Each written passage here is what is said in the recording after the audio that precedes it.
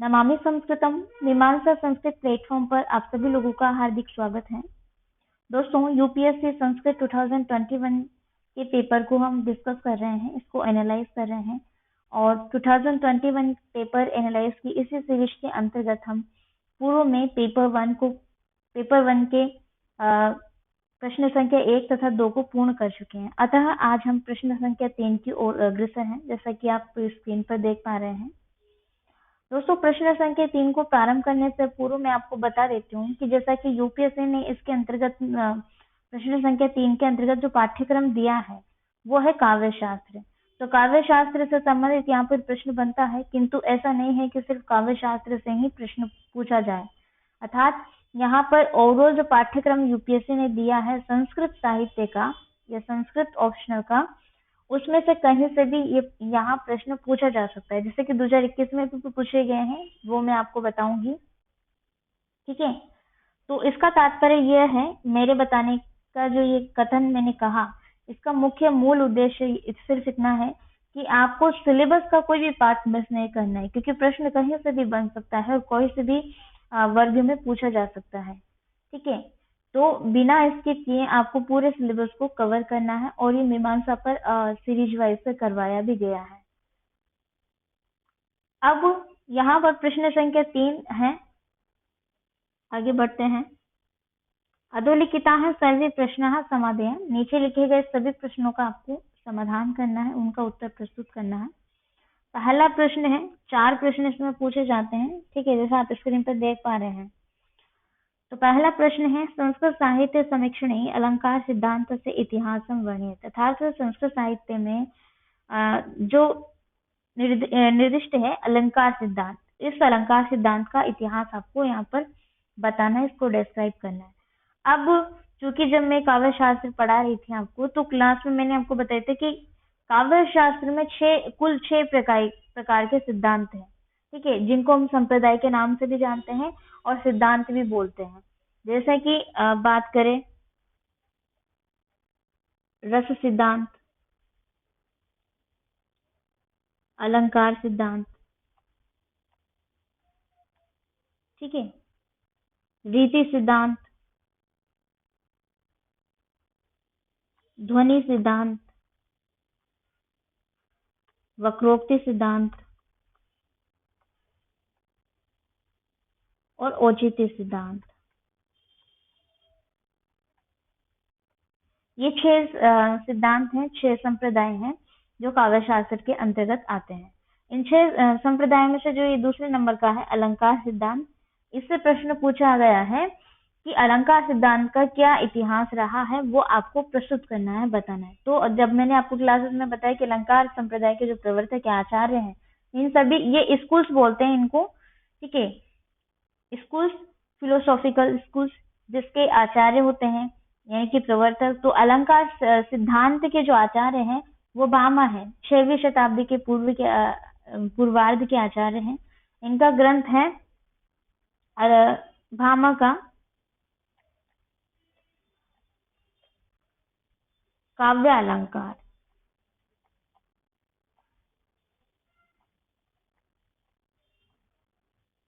ठीक है, काव्य अलंकार इसका ग्रंथ है और इन्होंने,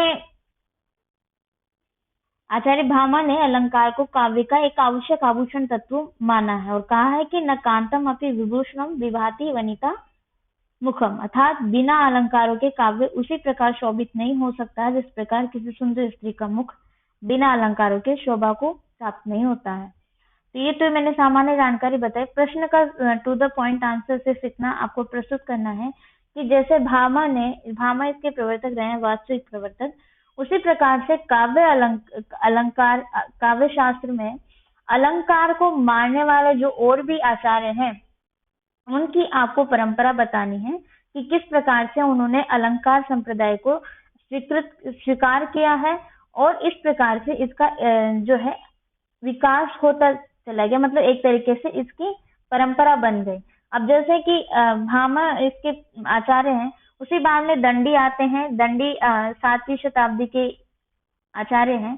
ठीक है, दंडी ने अपने काव्यदर्श में अधिकांशतः अलंकारों का ही विवेचन किया है तथा काव्य के सभी शोभादायक धर्मों को इन्होंने क्या कहा है, अलंकार नाम दिया है, अलंकार कहा है। तभी तो इन्होंने कहा कि काव्य शोभाकारान धर्मान अलंकार प्रचक्षते, तो काव्य के सभी शोभादायक तत्वों को इन्होंने अलंकार कहा है।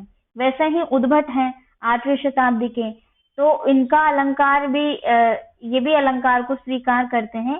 ठीक है, इन्होंने भी अलंकार को एक मौलिक तथा महत्वपूर्ण तत्व माना है काव्य शास्त्र में। इन्होंने काव्य अलंकार सार संग्रह के अतिरिक्त भामा विवरण नाम से भामा के काव्य अलंकार पर एक टिप्पणी भी लिखी है उद्भट ने। वैसे रुद्रट हो गए 9वीं शताब्दी के, तो ये एक श्रृंखला चली आ रही है, ये एक परंपरा है जिसमें अलंकार सिद्धांत का एक इतिहास बन गया है। वैसे भामा हो गए, दंडी, उद्भट, फिर वामन, काव्य ग्राह्यम अलंकार, सौंदर्य अलंकार करके इन्होंने काव्य में अलंकारों को ग्राह्य और सौंदर्य मान लिया है कि काव्य की शोभा जो वर्धक है, सौंदर्य तत्व है, वो अलंकार है और उनको ग्राह्य माना है। ठीक है, आनंदवर्धन भी कहते हैं कि अलंकार शब्द और अर्थ के आश्रित रहकर कटक और कुंडल आदि के समान शब्दार्थ रूप शरीर के शोभा होते हैं। जिस प्रकार से एक सुंदर स्त्री के जो आभूषण होते हैं, जैसे कि कुंडल वगैरह होते हैं,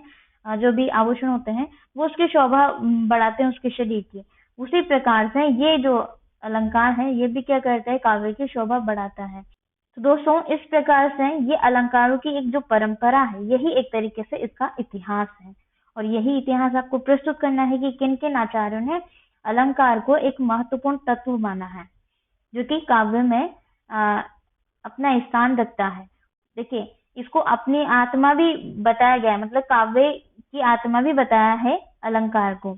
तो इसके विषय में पंडित जगन्नाथ भी कहते हैं कि काव्य आत्मानो व्यंग्य से रमणीयता प्रयोजक अलंकार, अर्थात अलंकार उन्हें कहते हैं जो काव्य की आत्मा व्यंग्य की रमणीयता के प्रयोजक हैं। ये इन्होंने अपने रस गंगाधर में कहा। तो इस प्रकार से इन्होंने अलंकारों के विषय में कहा है कि काव्य की ये एक तरीके से आत्मा है। ठीक है, तो अलंकार सिद्धांत की ये जो श्रृंखला है, ये जो इतिहास है, यही आपको यहाँ पर प्रस्तुत करना है। ठीक है, सीरियल ऑर्डर में करना है। आप जैसे पहले भामा इसके प्रवर्तक रहे हैं, तो 6वीं शताब्दी के पूर्वार्ध के आचार्य रहे हैं। फिर उसके बाद में आते हैं 7वीं शताब्दी के दंडी आ गए, 8वीं शताब्दी के उद्भट आ गए, रुद्रट आ गए, 9वीं। इस प्रकार से आप क्रम वाइज से लिखिए। इसकी एक परंपरा बनी है, तो अलंकार सिद्धांत की जो परंपरा है वही आपको प्रस्तुत करनी है। अलंकार सिद्धांत की परंपरा और इतिहास, इन दोनों प्रश्नों में ज्यादा कुछ भिन्नता नहीं है। ठीक है, अगला प्रश्न है, इनको मिटा देते हैं।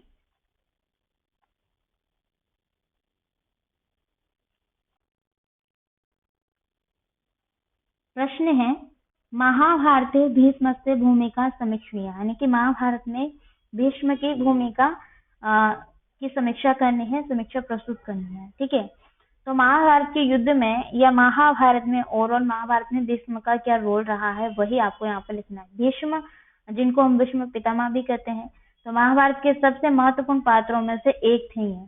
ठीक है, अगर हम इनकी हिस्ट्री की बात करें तो भीष्म महाराजा शांतनु के पुत्र थे। महाराजा शांतनु के पटानी नदी गंगा की से वो उत्पन्न हुए थे। उनका मूल नाम तो देवव्रत था, देवव्रत।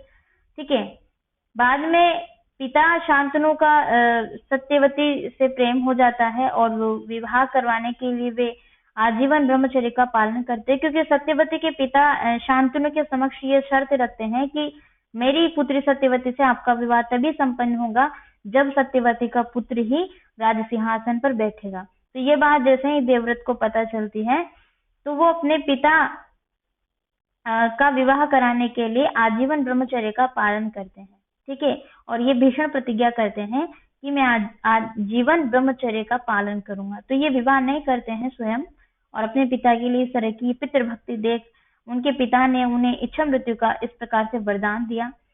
इनके दूसरे नाम भी देखने को मिलते हैं, गांगे, जैसे शांतनु, शांतनु से उत्पन्न होने के कारण इनको शांतनु कहा जाता है, और गंगा से उत्पन्न होने के कारण इनको गांगेय भी कहा जाता है। ठीक है, अब इन्हें उस भीष्म प्रतिज्ञा जब इन्होंने ली तो उस भीष्म प्रतिज्ञा के कारण ही इनको भीष्म पितामह के नाम से जाना जाता है। ठीक है, जिसके कारण इन्होंने राजा बन सकने के बावजूद भी आजीवन हस्तिनापुर के सिंहासन के संरक्षण की भूमिका निभाई एक तरीके से, और ये एक इनका मेन रोल रहा है और महाभारत में। और दूसरा मेन रोल ये रहा है कि इन्होंने युद्ध में 10 दिन तक, युद्ध के पूर्व के 10 दिनों तक कौरवों के प्रधान सेनापति की भूमिका निभाई थी। ठीक है, तब तक जब तक भीष्म रहे युद्ध में, तब तक उनकी हार नहीं दिखाई दे रही थी कौरवों की, क्योंकि एक महान शक्तिशाली योद्धा थे भीष्म। पर जब शैया पर वो लेट गए, उसके बाद में आगे फिर युद्ध होता रहा। लेकिन इनकी मूल जो भूमिका है वो आपको यहाँ पर प्रस्तुत करनी है। एक मेन जो है वो है कि हस्तिनापुर के सिंहासन का संरक्षण किया। अब जैसे कि आगे चल के देखते हैं कि सत्यवती के पुत्र सिंहासन पे बैठते हैं, फिर उसके बाद में ये परंपरा चलती है। आगे चलकर ये वहां पर धृतराष्ट्र बैठते हैं सिंहासन पर। तो धृतराष्ट्र क्या थे? अंध थे, आपको भी पता है। हर तरीके के कार्य को वो देख नहीं सकते थे। ठीक है, तो इस प्रकार से वो जो जिम्मेदारी थी वो भी भीष्म की थी कि वो सारे राज्य का कार्यभार देखें। ठीक है, किसी भी तरीके से कोई भी प्रकार की हानि नहीं होनी चाहिए, इस प्रकार से उन्होंने हस्तिनापुर का संरक्षण आजीवन किया जब तक वो रहे। बाद में जब वो शैया पर लेट गए, ठीक है, तो पहले तो उन्होंने 10 दिनों तक कौरवों के प्रधान सेनापति के रूप में एक महत्वपूर्ण भूमिका निभाई। अब शैया पर लेटने के उपरांत द्रौपदी इनसे प्रश्न पूछती है पितामह से कि आपकी आंखों के सामने उस समय चीरहरण हो रहा था और आप चुप थे, तो आपने ऐसा क्यों किया? तो इसके प्रश्न का उत्तर भीष्म पितामह देते हैं कि उस समय मैं कौरवों का नमक खा रहा था और कौरवों को इस बात से कोई फर्क नहीं पड़ रहा था चीरहरण से। तो उनके नमक खाने से जो एक पाप का हराम का नमक है, मतलब मैंने उस पाप का, अधर्म का नमक खाया है, तो मैं भी एक तरीके से अधर्मी बन गया था और मुझे उस बात से कोई फर्क नहीं पड़ा। परंतु अब क्या हुआ, अब अर्जुन के अन्य बाणों की वर्षा करके मेरा जो है कौरवों के नमक जो मैंने ग्रहण किया है वो मतलब एक रक्त के थ्रू वो निकल गया है, बाहर निकल गया है। अतः मुझे उस पाप का एहसास हो गया है, ज्ञान हो रहा है, तो इसलिए मुझे क्षमा कीजिए। द्रौपदी से क्षमा मांगते हैं।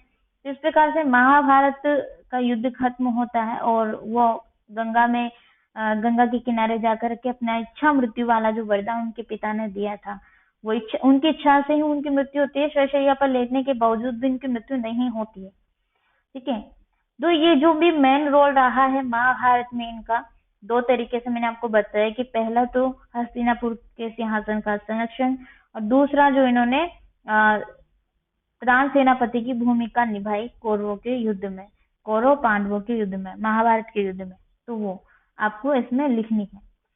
अगला प्रश्न है संस्कृत साहित्य भाषस्य स्थानम विमृश्यता, यानी कि संस्कृत साहित्य में भास का स्थान आपको बताना है। महाकवि भास जो कि नाटककार माने जाते हैं कि संस्कृत के सुप्रसिद्ध प्रथम नाटककार भास के विषय में कहा गया है। अनेक प्रकार के प्रशंसा वाक्य प्राप्त होते हैं, जैसा कि हर्षचरितम के प्रथम अंक में कहा गया है कि सूत्राधार कृतारंभे नाटकै बहुर्भूमिकैः सपताकै कयेशौ लेभे हासो देवकुलेरीव। तो इस प्रकार से इनके विषय में प्रशंसा के वाक्य प्रस्तुत किए गए हैं। अन्य कवियों ने, राजशेखर ने भी इसके विषय में कहा है, महाकवि दंडी ने भी इनकी प्रशंसा में कहा है अवंती सुंदरी कथा में। ठीक है, तो महाकवि कालिदास ने मालविकाग्नि नामक नाटक की प्रस्तावना में भी भास की प्रशंसा करते हुए लिखा है कि प्रथित यशसाम भास मौमिल्य कवि पुत्रादि नाम प्रबंधान अतिक्रम्य कथम वृतमानस से कवेह कालिदास से कृतौ बहुमानः। तो इस प्रकार से महाकवि कालिदास के इस कथन से ज्ञात होता है कि उनके समय तक भास का जो नाटक है अधिक लोकप्रिय हो गया था। इनकी भाषा शैली के विषय में मैं बात करूँ तो इनकी भाषा शैली समास रहित या फिर अल्प समास से युक्त है। अतः ये एक तरीके से किसी भी व्यक्ति के लिए समझने योग्य है। तो इनके जो नाटक रहे हैं, जितने भी नाटक हैं, जैसे इनके 13 नाटक उपलब्ध होते हैं, तो अधिकतर जीवे काव्य से मिलते हैं, जैसे कि महाभारत से, रामायण से। तो वहां से भी इन्होंने अपने नाटक मतलब लिखे हैं।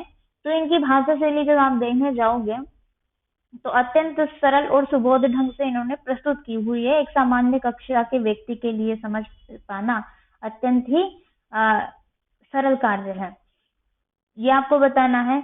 और इस प्रकार से संस्कृत साहित्य जगत में इनका एक महत्वपूर्ण स्थान रहा है। ठीक है। कालिदास के परवर्ती कवियों एवं आचार्यों में भास को आदर की दृष्टि से देखा जाता है, क्योंकि कालिदास के पूर्व के कवि रहे हैं। अगर हम इनके कालक्रम की दृष्टि से देखें तो कालिदास तो बाद में आए, इन्होंने शाकुंतल वगैरह की रचना बाद में की थी। ठीक है। पूर्व में प्रथम कवि अगर नाट्य शास्त्र में देखा जाए, नाटककार जो है वो है महाकवि भास, जिनका स्वप्नवासवदत्तम अति प्रसिद्ध नाटक है। अन्य और भी इनके ग्रंथ मिलते हैं। ठीक है। 13 नाटक, जो कि 13 ग्रंथ इनके प्रसिद्ध हैं। मूल उपजीव्य 2 काव्य हैं, रामायण और महाभारत। अधिकतर तो महाभारत से लिए गए हैं। इस प्रकार से संस्कृत साहित्य के अनेक प्रसिद्ध साहित्यकारों ने भी भास का महत्व स्वीकार किया है और एक तरीके से इनके संस्कृत साहित्य जगत में महत्वपूर्ण स्थान रहा है। तो यही सब चीजें आपको मूलतः भास के विषय में यहाँ पर प्रस्तुत करनी है कि भास का स्थान क्या है साहित्य जगत में, या नाट्य शास्त्र में, या नाट्य साहित्य में। प्रश्न किसी प्रकार से बन सकता है, लेकिन तात्पर्य एक ही है। ठीक है। अगला प्रश्न है, संस्कृत खंड काव्य से विकासम वर्णित, यानी संस्कृत खंड काव्य का विकास का वर्णन करना है कि संस्कृत में खंड काव्य का विकास कैसे हुआ है, वो आपको बताना है। देखिए, अब जैसे कि जिस प्रकार से नाट्य शास्त्र का विकास नाटकों का विकास हुआ, महाकाव्यों का विकास हुआ, वैसे ही खंड काव्यों का भी एक तरीके से विकास हुआ है। तो खंड काव्यों को हम गीति काव्य के नाम से भी जानते हैं, हमारे सिलेबस में भी है, द्वितीय प्रश्न पत्र के सिलेबस में आप देखेंगे तो। ठीक है। अब चूंकि खंड काव्य का प्रादुर्भाव कहाँ से हुआ, इसकी उत्पत्ति कैसे हुई, विकास कैसे हुआ, धीरे धीरे ये कैसे आगे बढ़ा, और बाद में एक खंड काव्य के रूप में आप इसको जानने लगे, गीति काव्य के रूप में, और आगे ग्रंथ भी रचे गए। तो वो आपको एक विकास क्रम बताना है, एक तरीके से कैसे इनकी श्रृंखला चल रही है, परंपरा चल रही है। तो अगर मैं बात करूं वैदिक काल की, तो उस समय संस्कृत साहित्य में प्रथम जो ग्रंथ है उसके रूप में वेद को गौरव प्राप्त हुआ है। एक तरीके से वेदों को गौरव प्राप्त हुआ। वेद को, उसमें भी 2 प्रकार की बातें बताई गई हैं, भाव प्रकाशन तथा विचार प्रकाशन। तो विचार प्रकाशन इसका मुख्य कार्य होता है और भाव प्रकाशन एक गौण कार्य है। तो ये उस समय की वाणी की स्थिति थी जब मानव जो है आचार्य, गुरु अथवा ऋषि पद पर प्रतिष्ठित होता था, अर्थात उसको वो दर्जा दिया जाता था। ठीक है। वो कभी कभी परम शक्ति से भी निवेदित करता है, या फिर उसको सम्मानित किया जाता है। तो कभी कभी शिष्य मंडली को वो उपदेश देता हुआ नजर आता है। वेद के दौरान, मतलब वैदिक का जब समय था, संस्कृत वैदिक का, संस्कृत में पूर्व वैदिक का हम बात कर रहे हैं। तो ऋग्वेद में काव्य तत्व का जब प्रकाशन प्रचुर मात्रा में प्राप्त होता है, तो उसमें गीति काव्य के सुंदर सुंदर उदाहरण प्राप्त होते हैं, देखने को मिलते हैं। जैसा कि हम बात करें रामायण की, तो रामायण वैसे तो ये वैदिक काव्य नहीं है, मतलब ये धीरे धीरे आ जाता है लौकिक में। तो रामायण एक प्रबंध काव्य है, आपको भी पता है। फिर भी वाल्मीकि ने अनेक स्थानों पर गीति काव्य के तत्वों का इसमें प्रयोग किया है। ठीक है। कहीं न कहीं गीति काव्य के तत्वों का प्रयोग किया है, तो इससे ये ज्ञात होता है कि यहीं से एक तरीके से इसका विकास हो रहा है, मतलब यहीं से इसकी श्रृंखला चल रही है। तो गीति कहाँ से प्रारंभ हुआ था, ये ऋग्वेद के समय से। फिर ये आया लौकिक संस्कृत में, तो रामायण में भी इसका कहीं कहीं प्रयोग देखने को मिला। उसी प्रकार से आगे गीति काव्य की विकास परंपरा में महाभारत का भी अप्रत्यक्ष रूप से योगदान अवश्य ही रहा है। तो वाल्मीकि ने अपने मनोभावों को प्रकट करने के लिए काव्य की जिस प्रवृत्ति का प्रारंभ किया, वो महाभारत में भी स्पष्ट रूप से लक्षित होती है, मतलब देखने को मिलती है। तो महाभारत में कहाँ देखने को मिलती है, 2-4 प्रसंग मैं आपको बताऊंगी। जैसे महाभारत में एक नल उपाख्यान आता है। ठीक है। और स्वयंवर अवसर में नल का उपाख्यान, जैसे स्वयंवर देखने को मिलता है। उसमें द्रुपद की मनोदशा तथा पांडवों के वनगमन काल में करुण क्रंदन स्वयंवर इसमें आपको मिलेंगे। 2 स्वयंवर हैं, एक तो नल उपाख्यान से संबंधित है, एक पांडवों के समय का है, ठीक है, जब द्रौपदी का स्वयंवर हुआ था, तो वो भी एक तरीके से गीति काव्य के उसमें पुट है। और आगे गीति काव्य के लक्षण इनमें घटित होते हैं, देखने को मिलते हैं इन स्थानों पर, जैसे कि नल उपाख्यान में द्रुपद की जो मनोदशा है उस समय पांडव जब वन आगमन के लिए प्रस्थान करते हैं, ठीक है, तो उनका वो करुण क्रंदन, गमन काल में करुण क्रंदन जो होता है वो इसमें गीति काव्य के लक्षण देखने को मिलते हैं। तो रामायण महाभारत जैसे आर्ष काव्यों में भी अनुभूत भावों को गीति के रूप में प्रकट किया गया है, और महाकाव्य में गांधीर्य, प्रशस्तता तथा उदात्तता गुण अपेक्षित होता है, ठीक है। महाकाव्य जो है इसमें गांधीर्य, प्रशस्तता अथवा उदात्त, इनमें से एक न एक गुण तो आपको देखने को मिलता ही है, किंतु इसके विपरीत अगर गीति काव्य में अर्थात हम देखें खंड काव्य में, तो इसमें माधुर्य, मृदुता तथा आंतरिक वेग आदि गुण मुख्य होते हैं, इसमें माधुर्यता होती है। तो व्याकरण शास्त्र के प्रसिद्ध आचार्य रहे पाणिनि, इनका ग्रंथ है काव्य पाताल विजय, काव्य में भी गीति काव्य के उदाहरण आपको देखने को मिल ही जाते हैं, क्योंकि महाकवि कालिदास की रचनाओं में गीतित्व विकसित रूप में प्रकट हुआ है। तो इनका मेघदूतम, द्वितीय संहारम नामक 2 सुप्रसिद्ध गीति काव्य हैं, खंड काव्य मेघदूतम के जैसे 2 भाग हैं, पूर्व मेघ तथा उत्तर मेघ। इसमें नायक यक्ष अपनी प्रेयसी के पास संदेश प्रेषण के लिए दूत के रूप में मेघ को चूज करते हैं, उनका चयन करते हैं, ठीक है। तो इस प्रकार से खंड काव्य का जो विकास क्रम है, जैसे पूर्व काल से ही देखने को मिल रहा है, ऋग्वेदिक काल से ही आते आते ही लौकिक काल में इसका और विकास हुआ, और बाद में देखने को मिलता है कि गीति काव्य के रूप में मेघदूतम, ऋतुसारम, महाकवि कालिदास के 2 ग्रंथ प्राप्त होते हैं। तो आप इसका उदाहरण भी दे सकते हैं कि भाई जैसे मेघदूतम में से धूम ज्योति सलिल मरुताम सन्निपात को मेघ संदेशार्थम को पटुकर्ण प्राणी भी प्रापणिया, ठीक है। तो इस प्रकार से जब वो मेघ का चयन करता है संदेश भेजने हेतु, तो ये चित्र वहां पर प्रस्तुत किया गया है। पूर्व मेघ में प्रकृति के अनेक मनोहर चित्र प्रस्तुत किए गए हैं। कालिदास का प्रकृति चेतना में विश्वास है, जिसको उनके जितने भी ग्रंथ हैं उन्होंने प्रकृति का विशेष रूप से प्रदर्शन किया है। तो ये एक आपको विकास बताना है कि किस प्रकार से इनका विकास होता है। रामायण में भी देखने को मिलते हैं इसके लक्षण, गीति काव्य के महाभारत में भी देखने को मिलते हैं, ठीक है। तो उम्मीद करते हैं आपको इसका खंड काव्य का विकास समझ में आया होगा। अब आप इसको अच्छे से लिख सकते हैं, सारे प्रश्नों को अच्छे से लिखिए। कि कोई समस्या आती है तो कमेंट बॉक्स में आप कमेंट कीजिए, आपको कमेंट के माध्यम से रिप्लाई किया जाएगा। बाकी यहीं पर मैं अपनी वाणी को विराम देती हूँ। आप सभी लोगों का बहुत बहुत धन्यवाद।